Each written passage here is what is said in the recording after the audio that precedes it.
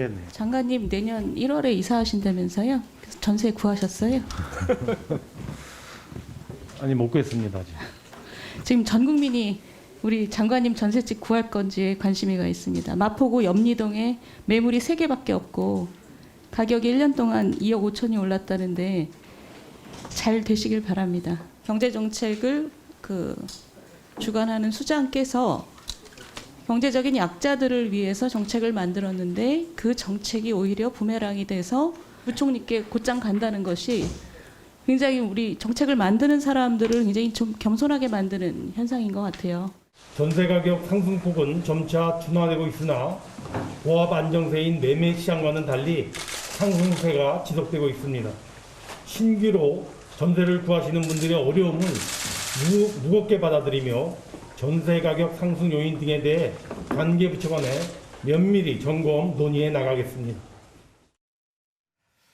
예, 방금 보셨습니다. 홍남기 부총리가 자신의 아파트를 팔지도 못하고 또 살던 전셋집에서 나가야 하는 그런 신세가 됐다고 합니다. 지금 주택시장 현실을 직접 체험하는 좋은 기회가 됐다고 해야 될까요? 이런 거를 우픈 현실 이런 표현들 많이 합니다. 김성환 시사평론가, 장성철 공감과 논쟁 정책센터 소장 나와 계십니다. 어서 오십시오. 네, 안녕하세요. 김성환 평론가. 네. 만약에 정말 이런 상황이라면 홍남기 부총리 집 구하기 쉽지 않겠네요. 물론 현실적으로는 그럴 수 있겠다 생각되는데요. 왜냐하면 전세 물건이 지금 많이 줄어든 상황이기 때문에 전세를 구하는 데 있어서는 좀 어려울 거라고 보는데요. 근데 전 좀 시각이 달라요. 예. 홍남기 부총리가 그렇게 다급한 상황인가? 이런 생각이 한편으로 들어요. 왜냐하면 아파트 분양권도 갖고 있죠. 세종시에. 의왕시 아파트도 매매 계약이 잘 안 되고 있는 것뿐이지 아파트도 하나 또 갖고 있지 않습니까? 그리고 마포에 전세금을 낼 수 있는 정도 능력도 됩니다. 그리고 전세금 올려주고 다른 데 이동한다 하더라도 설마 부총리인데 은행권이 그 오른 것만큼 대출도 안 해주겠습니까? 그러니까 별로 저는 그렇게 큰 문제가 되는 사례로 얘기가 되기에는 좀 그렇다. 물론 이제 정책을 책임지는 입장인데 최근에 전세난이 이루어지고 있다고 하는데 지금 이런 상황에 처해 있다라고 하는 게 여러 가지 상징적인 의미를 일부 갖고 있다 하더라도. 근데 홍남기 부총리 전셋집 못 구하고 있다는 얘기는 어떻게 알려졌을까요? 글쎄요. 기자들이 참 열심히 취재하는 거 아닌가 그런 생각도 좀 드는데요. 그래서 저는 시각을 좀 바꿔서 생각해 보면 어떨까 싶어요. 예. 만약에 이번에 임대차 보호법 통과되지 않았으면은 어떤 일이 벌어졌을지 한번 상상해 보시면 좋겠어요. 집값이 많이 올랐잖아요. 그럼 부인할 수 없습니다. 그리고 금리가 굉장히 낮습니다. 전세 제도가 유지된다고 하는 가정으로 보면 전세 보증금을 대폭 올리려고 할 겁니다. 모든 집주인들이. 그럼 이번에 계약갱신 청구권하고 전월세 상한제 도입하지 않았다고 하면은 정말 상당히 많은 국민들이 악소리가 났을 겁니다. 그렇지 않겠습니까? 그러니까 지금 임대차 보호법 이번에 통과됐기 때문에 다수의 지금 이번에 어쩔 수 없이 쫓겨나거나 올려주지 못하거나 돈을 더 구해야 되거나 이런 분들이 그나마 앞으로 2년 동안은 안정적으로 살던 집에서 살 수 있게 됐다. 예. 그게 큰 흐름인 겁니다. 그리고 새롭게 지금 전세를 구하려고 하시는 분들은 다수의 분들이 그냥 집에 눌러 앉았기 때문에 전세 물량이 적어졌고 그리고 말씀드렸던 것처럼 금리 요인이라든가 집값 인상 요인이나 이런 것들 때문에 새로 구하시는 분들이 지금 굉장히 괴로움을 겪고 있는 거예요. 그러니까 홍남기 부총리의 사례를 가지고 우리가 얘기하기보다는 그건 계약의 과정에 있어서 좀 더 명문화된 규정을 앞으로 만들면 되는데요. 지금 구하려고 하는 특히 신혼부부라든가 이런 분들을 어떻게 그러면 도울 것이냐, 어떻게 제도적으로 좀 뒷받침해 줄 것이냐 이런 부분에 좀 집중했으면 좋겠습니다. 장성철 소장 표정을 보니까 전혀 동의할 수 없다 이런. 아닙니다. 지금 김성환 평론가님의 얘기에 대해서 저는 전적으로 동의를 해요. 예.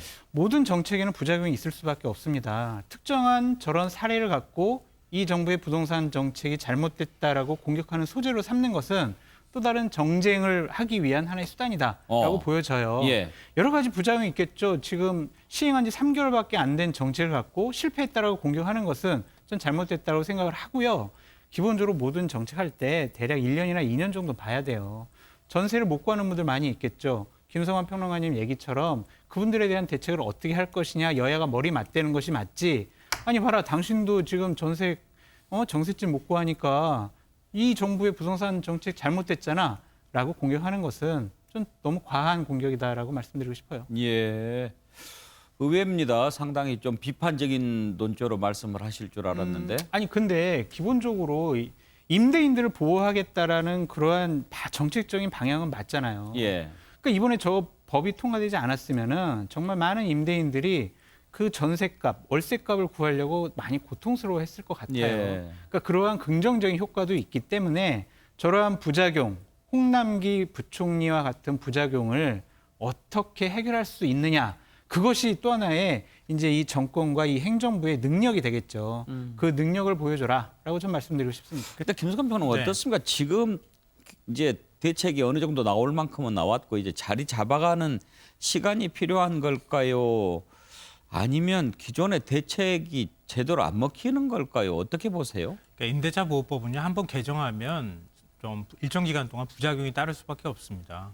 그냥 뭐 이전에 이제 개정하는 과정에서도 나왔고 또 지난번에 80년대인가요? 그때 개정했을 때도 같은 부작용이 나타나기도 예. 했었거든요.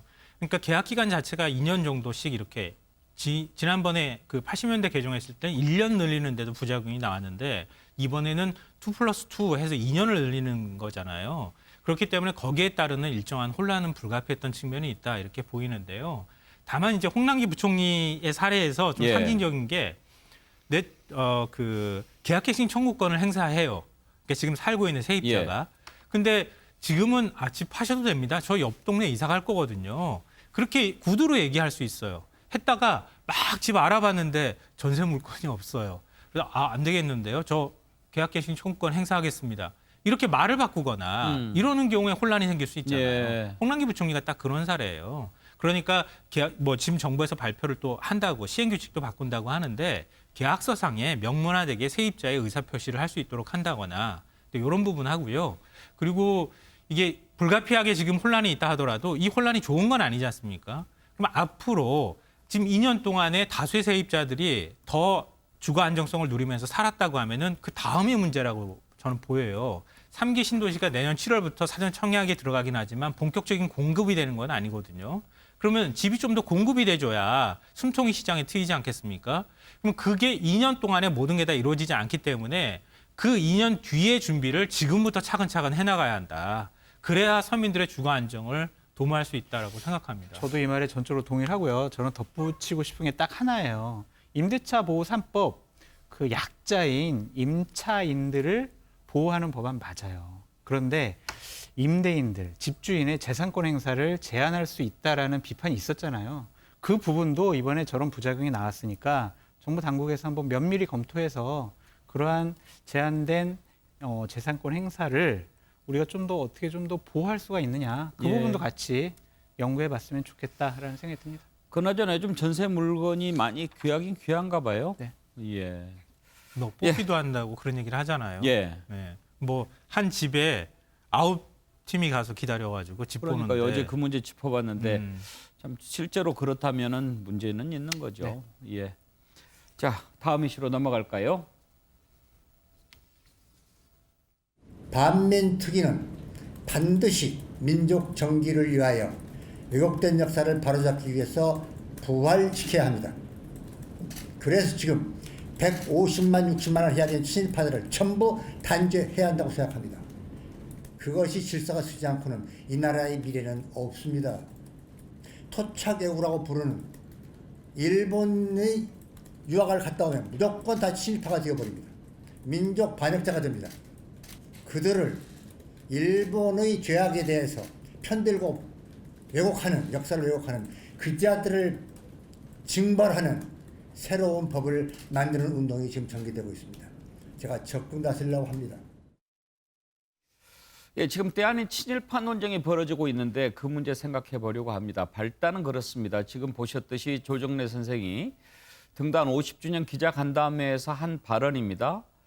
거기에서 토착외구라고 부르는 일본에 갔다 오면 친일파가 된다. 이런 발언을 한 것을 두고 진중권 씨가 시비를 걸었습니다.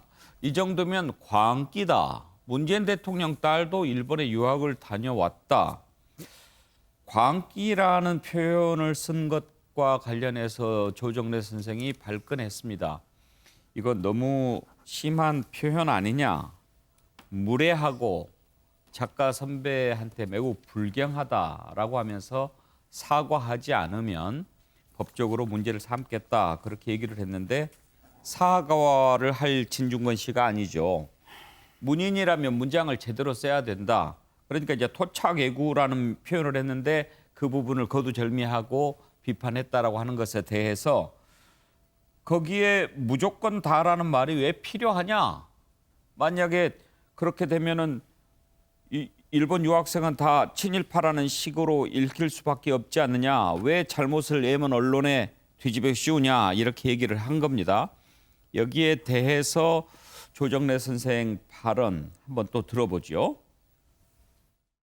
외고라고 하는 주어를 빼지 않고 그대로 뒀다면 이 문장을 가지고 그렇게 오해할 이유가 없고 제대로 국어공부한 사람 다 알아듣는 이야기입니다. 토착 외고라고 우리가 부르고 있는 그 사람들이 예. 일본에 유학을 갔거나 연수를 갔거나 다 일본과 접촉하고 돌아와가지고 네. 이렇게 변질돼 버렸거든요. 진중권이라는 사람이 저를 비난하고 심지어 대통령 딸까지 끌어다가 조롱하고 그랬는데 그 사람도 사실 확인하지 않았습니다. 저는 지금 그 사람한테 공개적인 진정 어린 사죄를 요구합니다. 만약에 그거 하지 않으면 작가의 명예를 훼손한 법적 책임을 묻겠습니다. 그러한 소모적인 논쟁 그만하시고 그야말로 민생을 위한 국민 전체를 위한 민생국회로 빨리 돌아가시길 바랍니다. 예, 패널들의 시각 들어보겠습니다. 김성환 평론가, 어떤 시각에서 봐야 할까요?